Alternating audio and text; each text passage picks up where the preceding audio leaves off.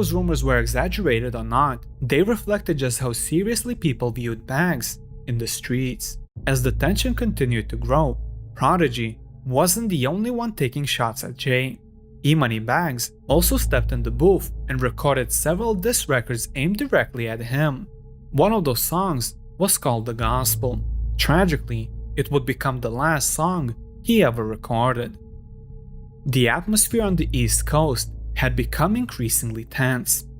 It felt like every few weeks another rivalry was beginning, and the situation between Jay-Z and E-Moneybags had all the right ingredients to spiral completely out of control.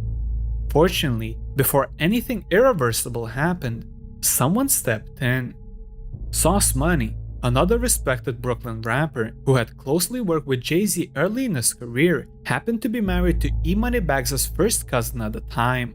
Because of his relationship with both sides, he found himself in a unique position to try and calm things down. I was married to E first cousin. And E and J bumped heads. And fortunately it got worked out. I was in a position to make a phone call. I won't take credit for them working out their differences. I was able to facilitate a conversation between the both of them that, they was able to smooth out their differences. Through Sauce Money, Jay and E eventually were able to talk things out and settle the differences. Whatever issues existed between them were put to rest, and the fear that the conflict could spill into the streets slowly disappeared. For Jay, the situation was finally behind him. Unfortunately, the same couldn't be said for E-Moneybags.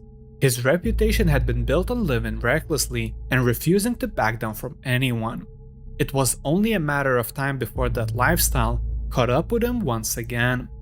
Not long after his beef with Jay-Z had been resolved, E found himself caught in an even more dangerous conflict, this time with Kenneth Supreme McGriff, the notorious leader of the Supreme Team and one of the most feared drug kingpins in Queens. Unlike the previous situation, this wasn't a misunderstanding that could be settled over a phone call. A couple weeks later, Bags had beef with Preem, you know what I'm saying? Because Bags was going to buy a car, you know what I'm saying? And Preem was selling it. So he put a down payment on it. And I had did some music with Bags, and I paid him for it because Bags did a beat on the Murder Music soundtrack. So I paid him for it. So Bags like, oh, I got this